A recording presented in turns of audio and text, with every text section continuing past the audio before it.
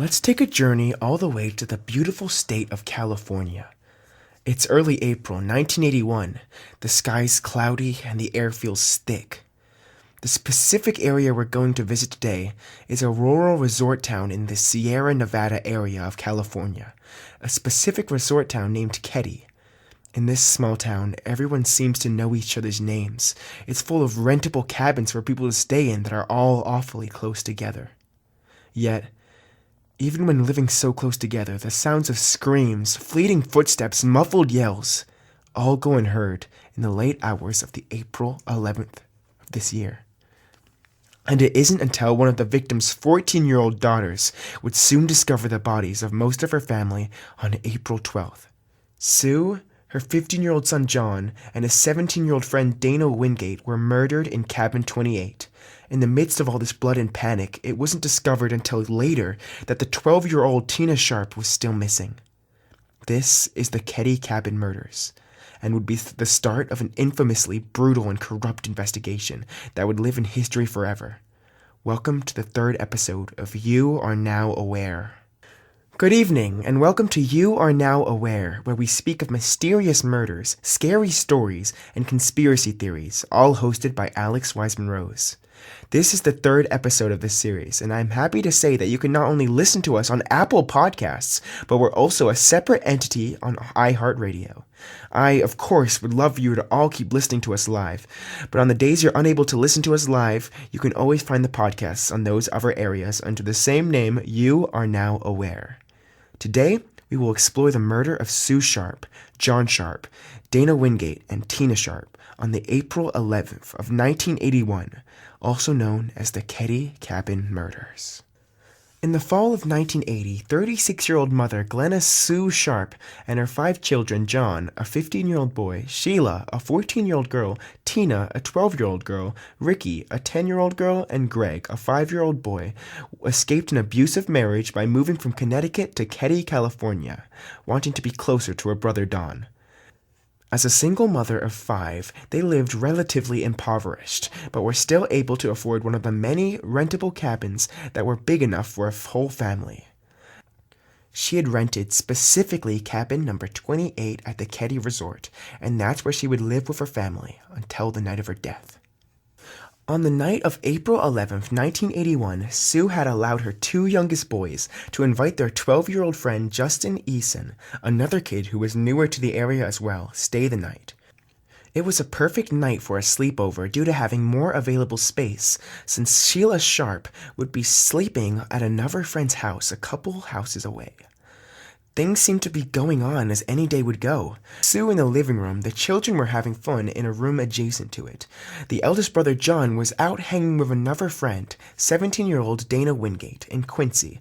Tina was in the next cabin over, cabin number 27, watching television. Soon Tina would be home around 10 p.m., and John would bring his friend over to hang out in the room in the basement. It seemed as if it was a night that was not only normal, but was even a night filled with joy and laughter. Joy and laughter that would soon be cut off way too short. On the morning of April 12th, Sheila would be greeted with a horrific smell as she opened the door of her home around 7:45 a.m. The smell would only raise questions, leading for her to step into her living room and see a heinous sight that would sadly stick with her forever. A sight no one should ever see or deserve to see. Her eyes would first see what appeared to be the remains of her brother, John. He was bound and lying on his back, blood on his face, neck, and all around his body. Something also seemed to be tied to him, something that she didn't immediately recognize.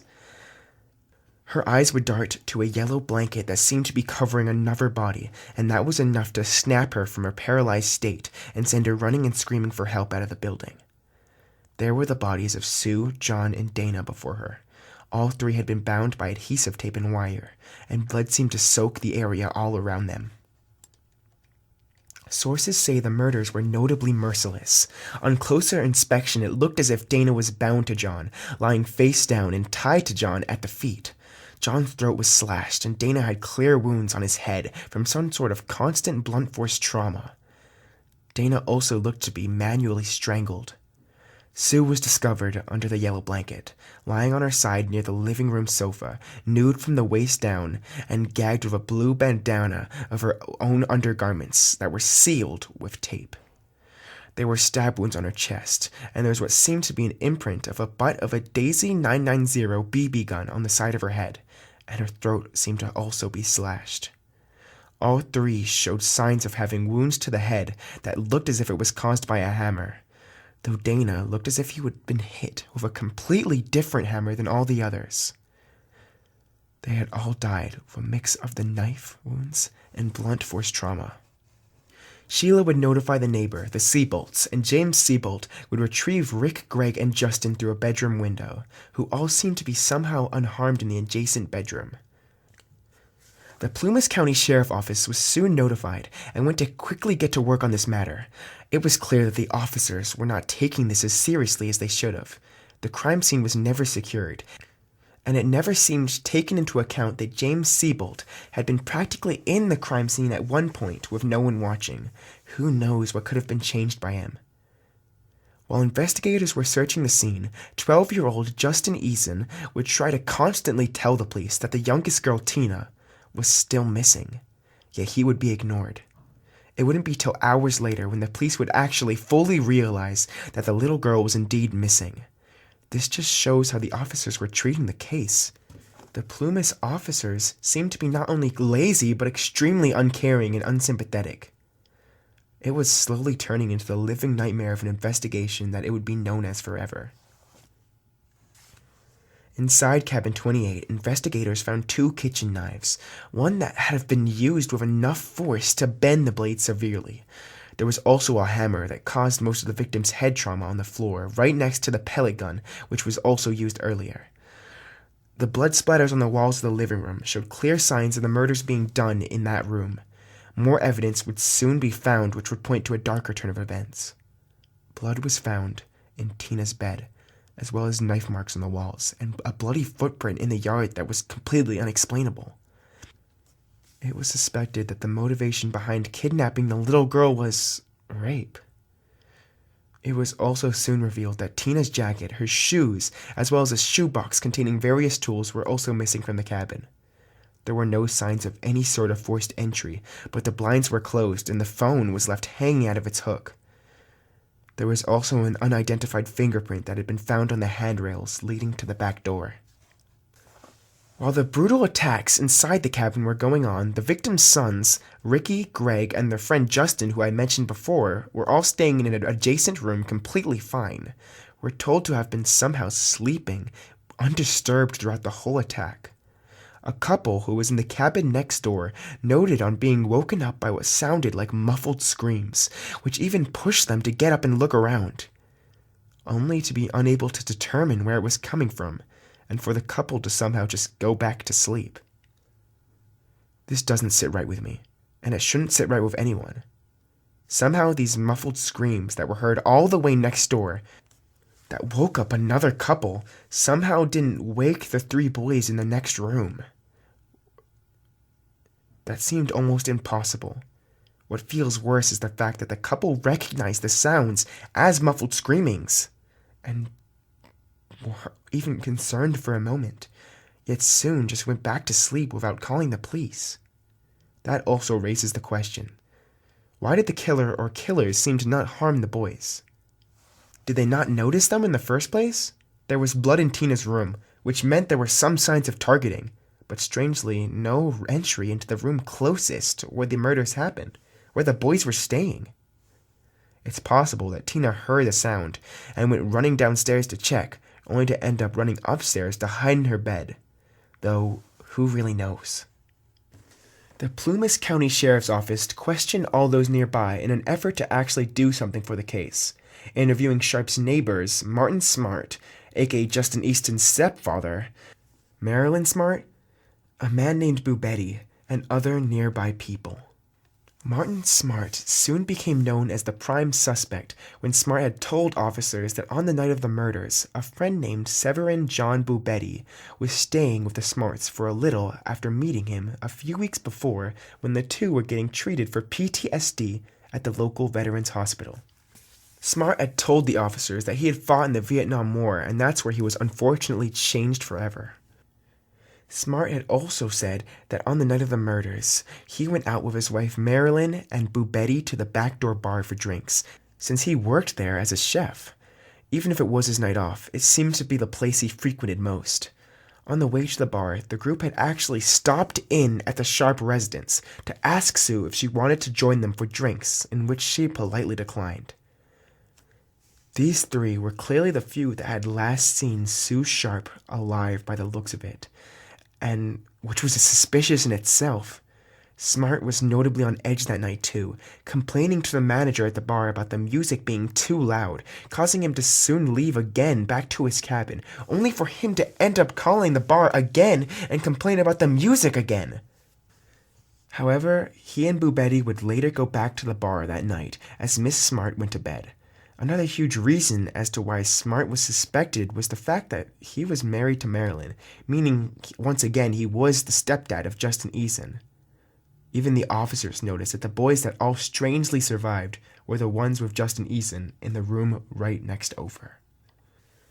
Thinking they had their prime suspects, the police sent a couple of investigators to conduct some interviews with Martin, Marilyn Smart, and Betty. Marilyn saying that she and her husband had actually separated after the night of the murders. She noted that he was far too short-tempered and quick to violence. Marilyn Smart would actually move out of Cabin 26 on April 12th, the same day of the murders as well, for that supposed reason. Soon the interviews were done, and Martin was even polygraphed, yet for some reason the police would just drop these two and conclude that none of them were involved in the murders.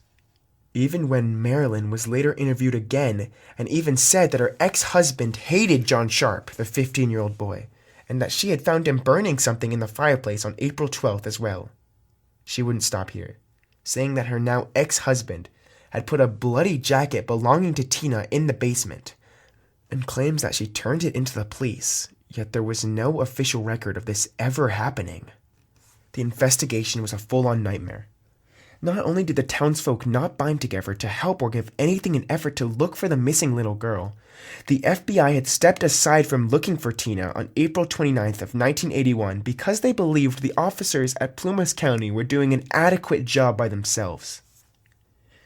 The suspects were decided as not part of the murders, and now the police were left with no one to look into. It was clear that they had given up, even with clear evidence before them. With these officers, everything seemed to be hopeless. As time passed, stories would begin to change. It was later revealed that James Seabolt had actually briefly stepped into the cabin through the back door to see if anyone was alive, potentially further invalidating the crime scene.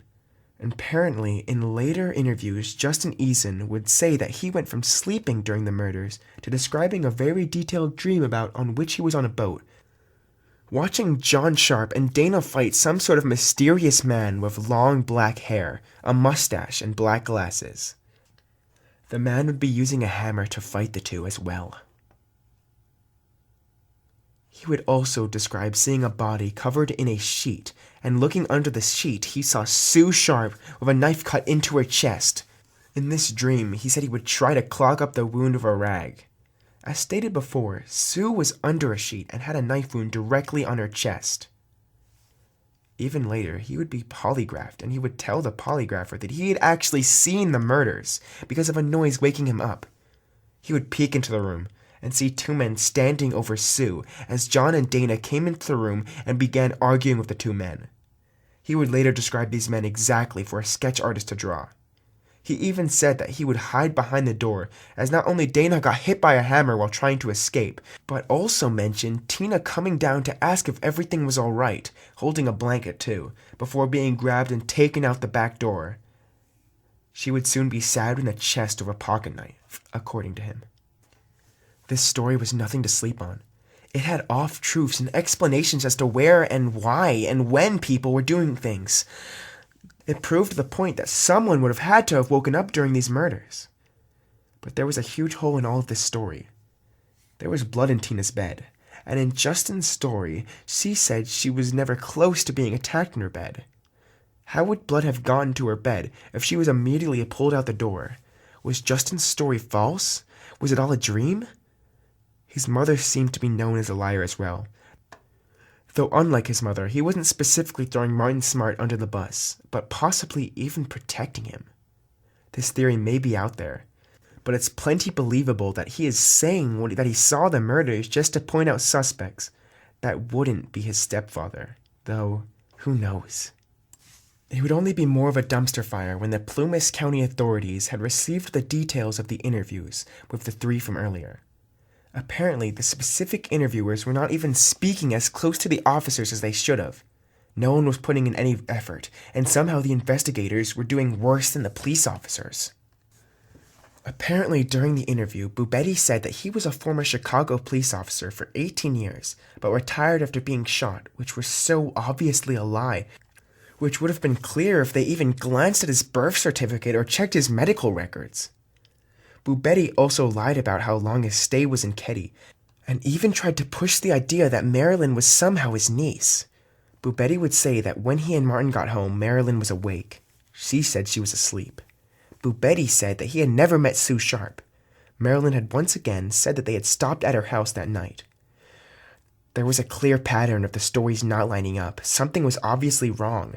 A clear check or a small talk would have revealed that no one was saying the same thing. This wasn't even the biggest mistake. Somehow Smart slipped up, and the investigators either weren't listening or somehow misinterpreted the implications of what Martin Smart had said. Martin Smart had said during the interview that his stepson, Justin Eason, may have even woken up on the night of the murders and could have seen something, adding what should be the most explicitly incriminating thing he could have ever said. He added the words, "without me detecting him." He had said that his stepson could have possibly seen something on the night of the murders without being detected by him. This implies that he was there at the scene.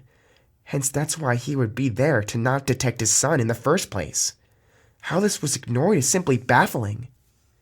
It seemed as if this could have been the end of the case.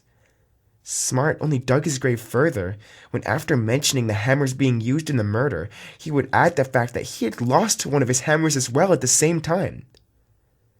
These two were never interviewed again. And no longer a suspect, Martin Smart moved all the way to Klamath, and Bubetti would go to Chicago, where he would scam police officers until dying right after he was caught. Just, wow.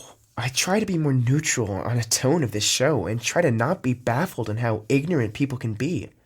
But it's almost as if the killers had confessed in the face of the police, and yet they were never interviewed again, or even looked at again. This raises a huge question. Were the officers really that dumb, or was this possibly done on purpose? It wouldn't be till the 3rd anniversary of the murders when the local police would receive an anonymous tip from an anonymous caller that a skull had been found 50 miles away was definitely Tina Sharp's. In 1984, a forensic officer would even confirm it was her skull as well. The anonymous caller had specifically said the name and after telling them the location. The scariest part of all of it was that the call was never officially documented. Investigators had actually found a recording of the skull at the bottom of an evidence box in 2013. It was in a sealed envelope, untouched. Near the remains lied Tina's jacket, a blanket, and an empty surgical tape dispenser. There was also her jeans that were missing a back pocket. This would have also put Marilyn's interview into question, since she had sworn that she had seen Tina's bloody jacket in the basement, thanks to her husband. She had even said that she turned the bloody jacket into the police herself. Could any of her words actually be trusted? Could Justin's? Could anyone's?